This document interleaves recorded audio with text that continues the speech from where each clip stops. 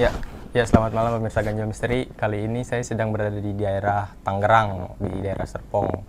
Di sini tempat kediaman dari Bunda Dewi, seorang spiritualis ya. Kita mungkin langsung saja mengenal sosok Bunda Dewi lebih jauh. Kita langsung masuk ke dalam aja mungkin ya. Ya, ini pintu depan dari rumah Bunda Dewi. Oke, kita bisa lihat. Permisi. Ya, ya, ada di dalam Bunda Dewi. Ya, oke. Kita langsung masuk aja pemirsa Ganjil Misteri. Ini ruangan tengahnya. Bunda Dewi ada di tempat ritual kalau tidak salah. Oh iya betul, Bunda Dewi sedang melakukan ritual. Ya ini adalah kamar ritual dari Bunda Dewi.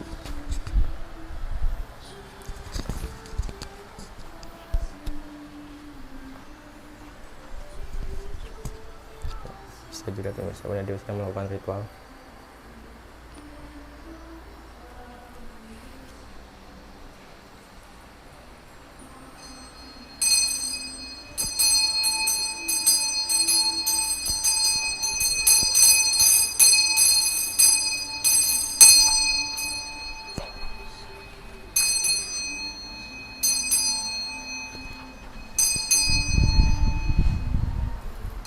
Halo Mas. Ya halo Bunda Dewi. Ya selamat malam. Mau mampir di Ya, halo. Pesanggrahan Ya. Ratu Kidul.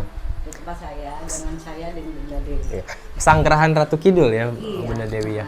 Ya Bunda Dewi ini maaf mungkin bisa dipakai. Bunda Dewi ini terdapat foto, 3 foto, Iya. tiga sosok ya mungkin ya. 3 sosok beliau Heeh. biasa kita panggil Trimanunggal Kidul. Trimanunggal Kidul. Nggih. Oke. Kita nggak apa-apa ya Bunda Dewi, kita ulas ya silakan, sedikit ya tempat silakan. ritual Boleh, Bunda boleh, Dewi ya. silakan. Kita mungkin dari foto dulu nih Bunda Dewi. Sosok Tritunggal ini, mungkin bisa dikasih tahu ini sosok apa, siapa gitu Bunda Dewi. Mereka mendudukin 3 kepulauan Jawa. Oke. Intinya satu Jawa Barat. Ini perbatasan Jawa Tengah, sini Jawa Timur. Oke, ini Pulau Jawa berarti bisa dibilang Iya, ya Pulau Bunda Jawa. Dewi ya. Ha-ha. Oke, menarik Bunda Dewi. Bunda Dewi, dari sosok ketiga ini, Bunda Dewi yang paling dekat dari yang mana Bunda Dewi? Saya lebih dekat sama Larasakti. Yang paling kiri? Iya, yang mana Perbatasan gitu, Jawa Tengah? Jawa Tengah. Oke, sosoknya bisa dibilang apa, penjaga laut juga kah Bunda Dia Dewi? mereka ini semua aslinya semua dari laut, Dari laut ya? Samudra Hindia. Dan kebetulan posisi saya itu juga kalau bisa dikatakan di Medan itu adalah pesanggrahan Ratu Samudra Hindia. Bunda Dewi punya tempat lagi di Medan. Ada, Lebih besarkah daripada ini? Ya pasti Lebih besar ya, dikit. karena mungkin Karena utamanya di itu sana. utama, sini cuma cabang aja Mas. Oh di sini cabang ya? Iya, Mas. Oke ya pemirsa, jadi ini cabangnya mungkin ya, cabang tempat ritual dari Bunda Dewi. Bunda Dewi punya tempat lagi di Medan. Ya Bunda, kita ngebahas sedikit ya Bunda ya. Nah, sedikit, mungkin itu saya menarik itu. Terdapat paku itu ya Bunda ya, kayak bisa dilihat. Itu Ya apa kalau itu? paku ini lucu banget ya Mas ya. Dulu aku sempet kena paku yang satu yang kuning ini, tapi nggak berdarah sih kondisinya. Ini barang-barang ini pusaka ya, saya bilang-bilang kalau bisa dikatakan pusaka ya Mas ya. Ini semua saya dapatin sih hasil dari laut. Dari laut semua ini ya? Iya, kadang ada di dalam pasir, ada juga yang saya lucu paling ini yang di dalam air sekitar sepinggang gitu ya, sepinggang saya disuruh jalan aja, langkah, terus saya ambil, terus tiba-tiba itu yang didapatin. Iya. Termasuk sama yang ini juga sama.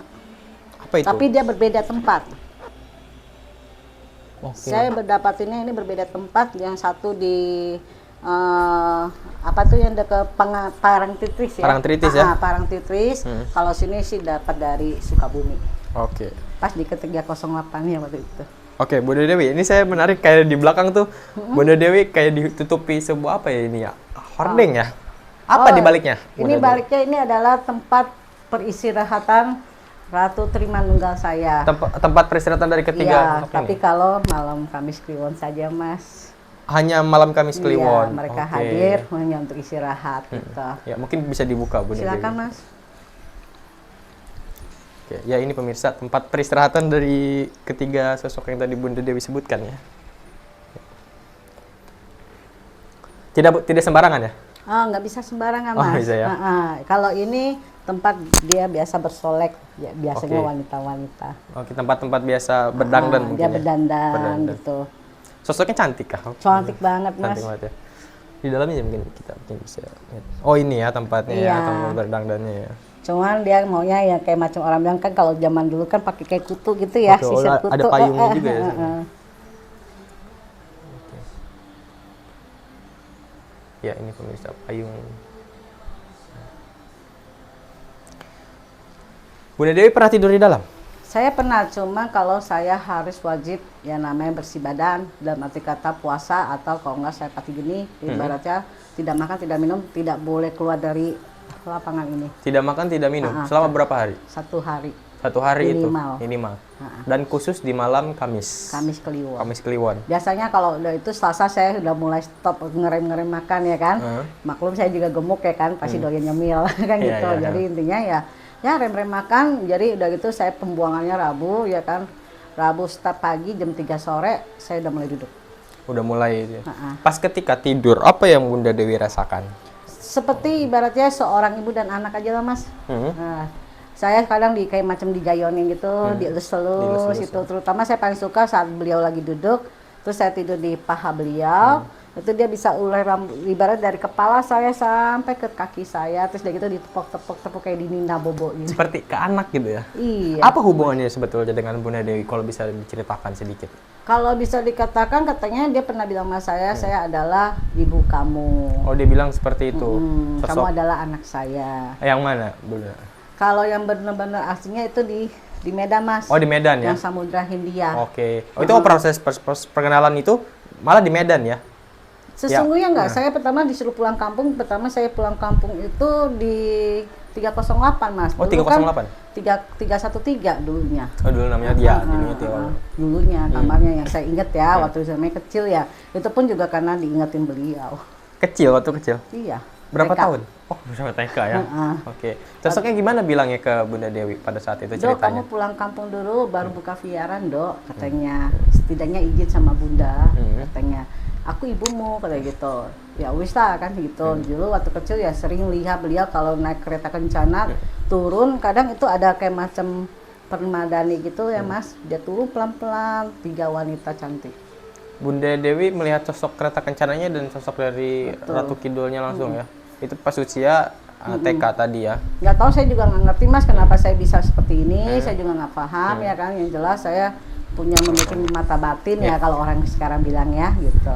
Vihara yang di Medan sana sama seperti ini juga sosoknya tiga orang. Berbeda Mas. Berbeda. Mereka memiliki 4 penjuru. Oh, mungkin ini bisa sedikit aja Bunda Dewi. Apa yang dimaksud 4 penjuru itu? Itu kayak macam bagian selatan, utara, timur, barat kayak gitu selatan. Itu sosoknya cewek semua, Cewek penjaga semua. Oke. Mungkin mengenal lebih jauh lagi sosok yang kuning ini. Saya baru lihat pertama kali ya mungkin. Sosoknya beliau ini mungkin apa ya? Sebagai penjaga laut juga kah, Bunda Dewi? Mereka semua berasal dari lautan semua Mas. Berasal dari lautan semua. Mereka bilang tidak bukan di pesisir pantai, bukan juga katanya bukan di bagian gunung. Oke. Itu yang mereka sampaikan ke saya. Ya. Oke. Dan yang paling sering yang sosok yang baju kuning ini ya? Kalau yang bisa dikatakan semua sih suka hadir. Suka Mas. hadir ya? Apalagi kalau saat saya melakukan ritual atau permohonan untuk orang memohon doa atau keselamatan, kesehatan, atau rezeki kayak gitu, mereka semua hadir sih. Gitu. Ya. Tapi Bunda Dewi biasanya pengobatan berarti bisa pengobatan secara non medis berarti. Non ya, medis bisa Mas. Dan itu gimana prosesnya dan apa yang Bunda Dewi lakukan pada saat mengobati? Saya cuma yang pertama ya saya memohon sama Tuhan Yang Maha Esa dulu ya dan semesta. Terus kedua ya saya juga melalui beliau-beliau inilah ya kan, melalui beliau mereka semua termasuk ada yang namanya kan kebetulan saya ada yang namanya bilang kejawen juga iya, Konghucu juga iya, kebudaya iya, pokoknya intinya Semuanya ya itu bisa semuanya lah kan gitu semesta. Ya, pada saat usia berapa Bunda Dewi bisa mengobati pertama kali mungkin bisa dibilang? Seingat saya 9 tahun Mas. 9 tahun ya? Oke. Nah. Seingat saya ya. Siapa yang udah masih ingat nggak Bunda Dewi? Nggak kenal sih orangnya waktu itu, kondisinya saya pulang kampung sama mama. Mama kan ajak saya ke Jawa waktu itu ya kan. Yuk Neng, mama ajak kamu ke Jawa katanya gitu. Pas ke Jawa tuh jadi itu aku dengar ada satu rumah ya kan nangis-nangis cewek minta tolong. Terus aku bilang, kok tergerak hati aku itu. Aku bilang, Mama, ini kayaknya ini ada yang nggak beres nih di rumah ini, aku bilang gitu. Nah, tak buka lah pintunya, tak buka, nongok ada wanita duduk saja, dia dipaku gitu kayak macam diikat gitu pakai rantai loh Mas itu. Nah, itulah kondisinya. Saya cuma kasih pegang air, saya puncrat-puncrat gitu, saya cepret-cepret lah. Nggak tahu, saya juga nggak ngerti bacaannya apa waktu itu, kondisinya saya juga lupa ya, namanya anak kecil ya kan gitu. Intinya saya cuma bilang, ayo bangun, kamu cantik, kamu nggak boleh begini, kamu sehat, udah gitu aja. Oh, Bunda bilang gitu ke sosoknya yang... Saya kasih dia minum, terus dari itu aku minta dia buka, orang bilang, aku bilang mandiin lah, tolong, aku bilang gitu. Setelah dia mandiin, dipakai baju yang rapi, yang bagus, wah bener-bener cantik wanita itu. Ya, Bunda Dewi, balik tadi kilas yang ngomongin kamar tadi.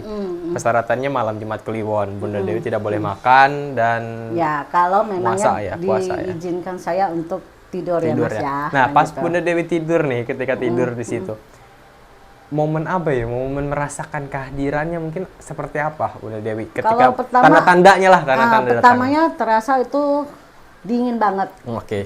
Dingin banget, itu dinginnya kayak macam ya kulkas ya, bisa dikata kulkas. Oh, iya ya? Itu rasanya gitu.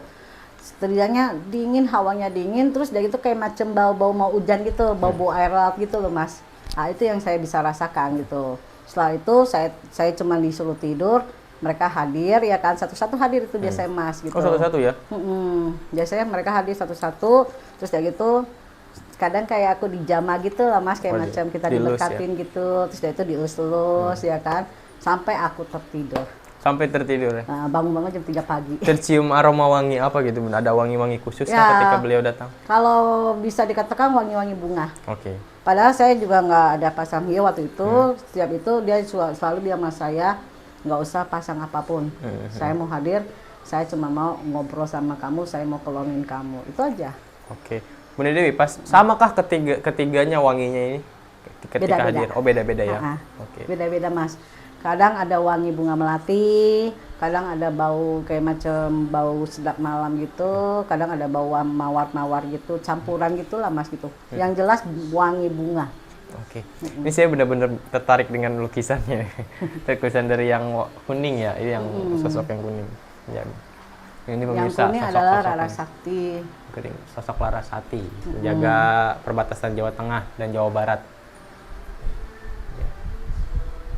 Mungkin pemirsa Ganjil Misteri ada yang kenal juga dengan sosok beliau, mungkin bisa komen nanti di bawah yang tahu.